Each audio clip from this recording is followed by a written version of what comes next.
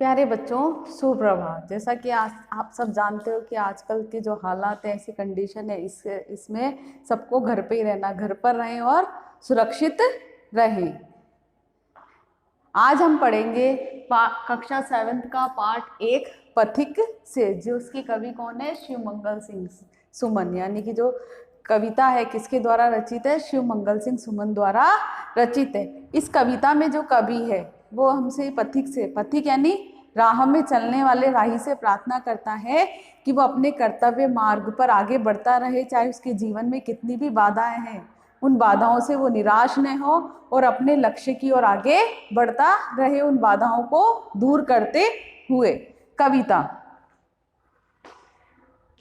पथ भूल न जाना पथिक कहीं, पथ में कांटे तो होंगे ही, दुर्वा दल सरिता सर होंगे, सुंदर गिरी वन वापी होंगे, सुंदर सुंदर निर्झर होंगे, सुंदरता की मृत तृष्णा में, पथ भूल न जाना पथिक कहीं। यानी कि जो कवि है, वो जो राही है, उससे प्रार्थना कह रहे हैं कि तुम अपने पथ भूल ना जाना, यानी कि तुम अपने कर्तव्य मार्ग को कभी भी मत भूलना। यानी इस कविता के माध्यम से जो कवि कह रहे हैं। कविता। पथ भूल न जाना पथिक, पथिक यानी राह में चलने वाला, पथ पर चलने वाला। यानी उससे ये कह रहा है कि इस पथ पर, पथ यानी रास्ते पर चलते चलते तुम अपना रास्ता कहीं भटक मत जाना। पथ में कांटे तो होंगे ही, यहाँ कांटे जो शब्द उसका अर्थ है बाधाएं। ठीक है, पथ यानी रास्ते में, यानी जिस लक्ष्य को प्राप्त करने के लिए अपन जिस रास्ते पर चल रहे हैं, उस रास्ते में अनेक बाधाएं तो होंगी ही सही। पथ कांटे शब्द का क्या अर्थ है? उस मार्ग पर चलने में आने वाली बाधाएं, यानी जिस रास्ते अपने लक्ष्य को प्राप्त करने के लिए है, हम जिस रास्ते पर चल रहे हैं उसमें अनेक कांटे यानी बाधाएं तो होंगी ही सही। साथ ही साथ क्या होगा? अपने मन को आकर्षित करने वाले कई सुहावने दृश्य भी होंगे। उन दृश्य की ओर आकर्षित होकर कहीं पथिक तू अपने रास्ते से भटक मत जाना। जो नेक्स्ट लाइन है इसमें यही बताया गया है। दुर्वा दल सरिता सर होंगे। दुर्वा यानी घास, दल यानी पत्ते, दूब, ठीक है ना, जो उसके कोमल पत्ते होंगे, यानी जिस रास्ते पर तुम चल रहे हो वहां क्या होंगे? दुर्वा दल यानी घास के कोमल पत्ते होंगे। सरिता यानी नदियां भी होंगी, सर यानी छोटे तालाब या बावड़ियां भी होंगी। सुंदर गिरी, गिरी यानी पहाड़, सुंदर क्या होंगे? पर्वत पहाड़ भी होंगे। वन यानी जंगल, सर शब्द का अर्थ है तालाब, यानी क्या होंगी वहां पे? घास के कोमल पत्ते भी होंगे, नदियां भी होंगी, सर यानी तालाब भी होंगे। सुंदर गिरिवन, सुंदर पहाड़ भी होंगे, वन यानी जंगल भी होंगे, वापी यानी झरने भी होंगे। यानी उस मार्ग पर, जिस मार्ग पर तुम क्या कर रहे हो? अपने लक्ष्य को आगे पाने के लिए आगे बढ़ रहे हो, तो उस मार्ग में तुम्हें मतलब क्या है? सुंदर सुंदर कोमल घास के पत्ते होंगे, नदियां होंगी, तालाब होंगे, पहाड़ होंगे, वन होंगे, ये छोटे बावड़ियां भी होंगी। तो कहते हैं कि इन सबको देखकर तू कहीं भटक मत जाना। सुंदर सुंदर निर्झर, निर्झर यानी झरने, यानी सुंदर क्या होंगे? सुंदर सुंदर उस राह में क्या होंगे? झरने भी होंगे। सुंदरता की मृग तृष्णा में, यानी सुंदरता की मृग तृष्णा में, ठीक है, मृग तृष्णा में तू अपने जो राही है, जो रास्ता है, जो लक्ष्य को प्राप्त करने के लिए जिस मार्ग पर तुम चल रहे हो उस मार्ग से तुम भटक मत जाना। पथ भूल न जाना पथिक कहीं, यानी ये पथिक तुम अपने राही, तुम अपने पथ को यानी तुम अपने लक्ष्य को कहीं भूल ना जाना। यानी कि जो कवि है वो इसमें कह रहे हैं कि पथिक से कि तुम, हे पथिक, तुम अपने मार्ग को कहीं भूल मत जाना। पथ में यानी उस रास्ते पर अपने लक्ष्य को प्राप्त करने के लिए उस रास्ते में क्या होंगे? अनेक कांटे यानी बाधाएं तो होंगी, साथ ही उस रास्ते पर चलने के साथ साथ क्या होंगी? तुम्हें आकर्षित करने वाले कहीं दृश्य भी होंगे, जैसे सुंदर सुंदर झरने होंगे, पहाड़ होंगे, ठीक है, वन होंगे, नदियां होंगी, तालाब होंगे, बावड़ियां होंगी, कोमल घास के पत्ते भी होंगे। लेकिन इन सबको देखकर तुम जो अपने कर्तव्य का जो मार्ग है उसको तुम कहीं भूल न जाना, यानी राही तुम उसकी मृग तृष्णा में यानी उसकी और आकर्षित होकर अपने पथ को भूल न जाना। मृग तृष्णा यानी एक प्रकार की लालसा, जैसे रेगिस्तान में जो मिट्टी है जब उस पर सूर्य की किरणें पड़ती है तो ऐसा भ्रम होता है कि वो जल है ना, जलाशय या जल दिखाई दे रहा है। तो उसी तरह कह रहा है कि तू भी सब इन सबको देखकर क्या अपने मार्ग को या अपने लक्ष्य को क्या है भूल मत जाना। चाहे कितनी भी बाधाएं उन सबको क्या करना, दूर करके अपने लक्ष्य को प्राप्त करना, आगे बढ़ना। दूसरा वाला है, जब कठिन कर्म की पगडंडी पर राही का मन उन्मुख होगा, जब सपने सब मिट जाएंगे, कर्तव्य मार्ग सम्मुख होगा, तब अपनी प्रथम विफलता में पथ भूल न जाना पथिक कहीं। यानी कथ्य जब कठिन कर्म पगडंडी पर यानी अपने लक्ष्य को प्राप्त करने के लिए, ठीक है ना, जिस मार्ग पर तुम चल रहे हो, कर्म यानी काम, पगडंडी यानी उस पर चलने वाले, यानी जिस लक्ष्य को प्राप्त करने के लिए तुम जिस मार्ग पर क्या कर रहे हो, चल रहे हो, राही का मन उन्मुख, उन्मुख यानी उदास होना, ठीक है। जब उसको सफलता नहीं मिलेगी तो क्या हो जाएगा, जो राही है, जो पथिक है, उसका मन भी क्या हो जाएगा, उदास हो जाएगा। कर्तव्य पथ पर अपने लक्ष्य को प्राप्त करने के लिए जब पथिक चलेगा तो क्या होगा, उसके जीवन में अनेक कठिन बाधाएं भी आएगी और उन बाधाओं के कारण राही का मन क्या हो जाएगा, उन्मुख हो जाएगा, यानी उदास भी हो जाएगा उन बाधाओं को देखकर, ठीक है।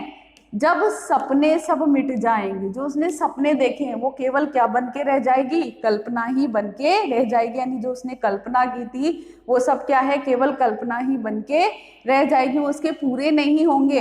तो राही का मन क्या हो जाएगा, उदास हो जाएगा।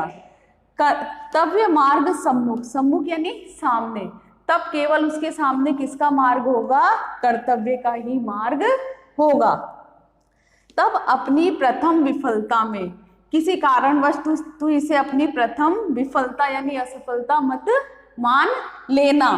पथ भूल न जाना पथिक कहीं, यानी ये पथिक तुम अपने पथ को कहीं भूल मत जाना, तुम अपने लक्ष्य को कहीं भूल मत जाना। चाहे तुम्हारे जीवन में कितनी ही क्या नहीं आए, कठिनाइयां आए, बाधाएं आए, उन सबको क्या करना, दूर करना।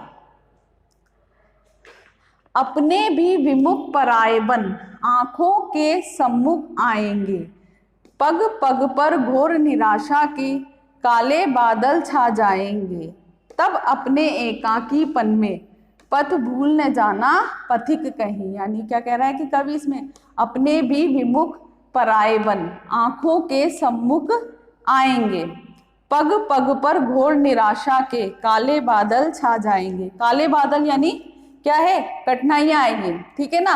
पग पग पर यानी व्यक्ति क्या है, जब उसे असफलता के कारण क्या होगा, व्यक्ति उसके जीवन में क्या आ जाएंगे, काले बादल छा जाएंगे, यानी व्यक्ति क्या हो जाएगा, घोर निराश हो जाएगा। पग पग पर यानी उसे पग पग पर केवल क्या मिलेगी, जब असफलता मिलेगी, वो अपने लक्ष्य को प्राप्त नहीं करेगा तो क्या होगा, वो निराश यानी दुखी हो जाएगा। तो उस समय की स्थिति में क्या होंगे, जो उसके अपने हैं, अपने भी विमुख पराए बन, उसके अपने भी क्या बन जाएंगे, उसके सामने पराए बन जाएंगे, आंखों के सम्मुख आएंगे। यानी जब वो किसी कठिनाई या परेशानी में होगा तो उसके जो अपने हैं वो भी उसके सामने क्या हो जाएंगे, पराए बन जाएंगे। यानी सब उसके साथ कैसा व्यवहार करेंगे, पराए जैसा व्यवहार करेंगे। तब अपने एकाकीपन में, यानी तब जब उसका सब क्या कर दे, साथ छोड़ दे, तब वह अकेला हो जाए। एकाकीपन यानी बिल्कुल अकेला। तब अपने एकाकीपन में, यानी तब अपने एकाकीपन में पथ भूल न जाना पथिक कहीं, यानी हे पराही, हे पथिक तुम अपने पथ यानी तुम अपने मार्ग यानी अपने रास्ते को कहीं भूल मत जाना। यानी कि जो कवि हो क्या कहना चाह रहा है कि जीवन में अपने लक्ष्य को प्राप्त करने के लिए चाहे कितनी ही बाधाएं आएंगी, लेकिन उन बाधाओं को दूर करके अपने लक्ष्य को प्राप्त करना और अपने कर्तव्य मार्ग से कभी भी विमुख नहीं होगा। और ऐसी स्थिति में क्या होंगी, जो अपने हैं वो भी क्या बन जाएंगे, पराये बन जाएंगे, और चारों ओर क्या छा जाएगी, घोर निराशा ही छा जाएगी। तब भी हे राही, ये पथिक तू अपने आप को क्या मत समझना, एकाकीपन यानी अकेला मत समझ के अपने पथ को है जो, यानी अपने आप को अकेला समझ के कहीं तू अपने पथ को क्या है भूल मत जाना, यानी अपने लक्ष्य को प्राप्त करने की ओर से कई लक्ष्य से भटक मत जाना। अपने कर्तव्य को क्या करना, याद रखना।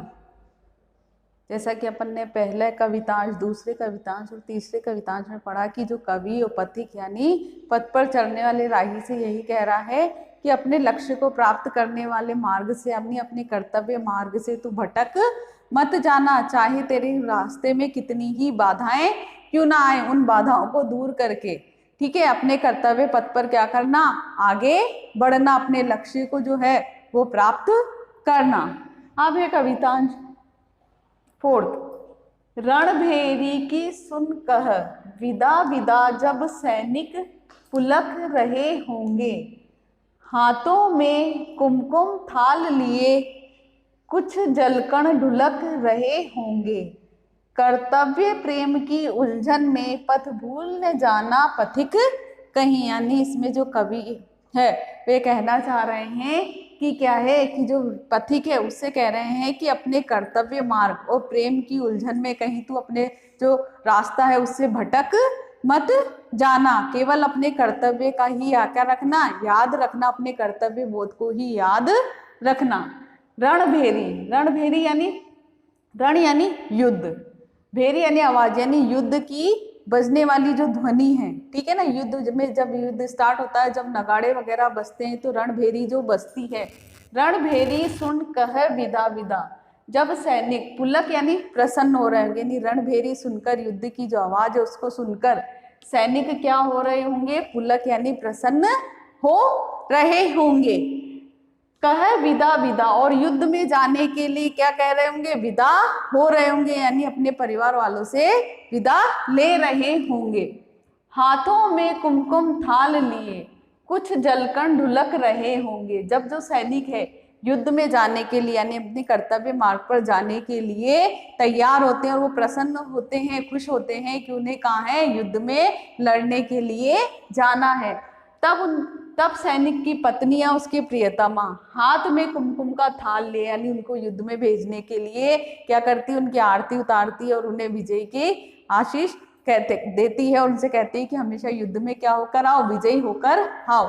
तो उनकी जो सैनिक है उसकी पत्नी या प्रियतमा हाथों में कुमकुम का थाल लिए, यानी हाथ में क्या लेकर, कुमकुम का थाल लिए, उनकी आरती उतारने के लिए कुछ जलकण, जलकण यानी आंसू, ढुलक रहे होंगे, और उनकी आंख से क्या बह रहे होंगे, आंसू बह रहे होंगे, यानी जो सैनिक की प्रियतमा है, जो पत्नी है, हाथ में क्या लिए, कुमकुम का थाल लिए उनकी आरती उतारने के लिए, और साथ में क्या हो रहे, उसकी आंखों से क्या बह रहे होंगे, आंसू बह रहे होंगे।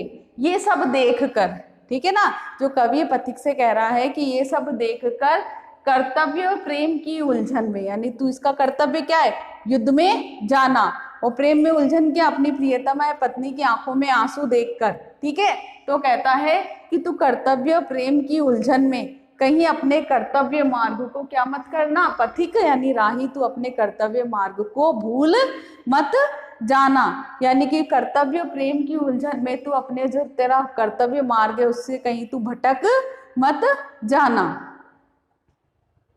कुछ मस्तक कम पड़ते होंगे जब महाकाल की माला में, माँ मांग रही होगी आहुति जब स्वतंत्रता की ज्वाला में, पल पल भी पड़ असमंजस में पथ भूल न जाना पथिक कहीं। यानी इसमें कवि क्या कह रहे हैं कि जो युद्ध की देवी है, वो जो नौजवान है, युवक है, उनसे क्या कर रही है, देश की रक्षा के लिए उनसे क्या मांग रही है, उनका बलिदान मांग रही है।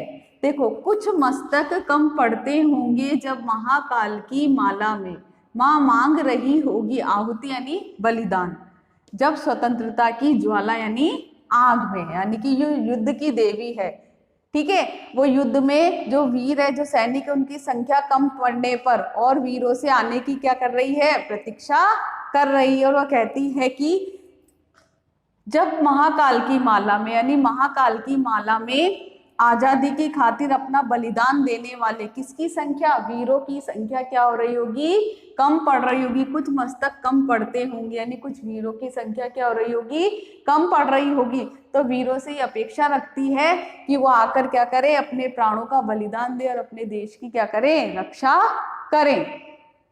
माँ मांग रही आहुति, यानी उन जो वीर हैं उनसे क्या मांग रही है, बलिदान मांग रही है। किसके लिए, स्वतंत्रता के लिए, यानी स्वतंत्रता की आग में उनका क्या चाह रही है, वो बलिदान चाह रही है। कह रही है कि जब युद्ध में क्या हो रही होगी, वीरों की संख्या कम पड़ रही होगी, तो वह वीरों जो नौजवान हैं, युवक हैं, उनसे ये आशा रखती है कि वह आकर क्या करे, युद्ध में भाग लें।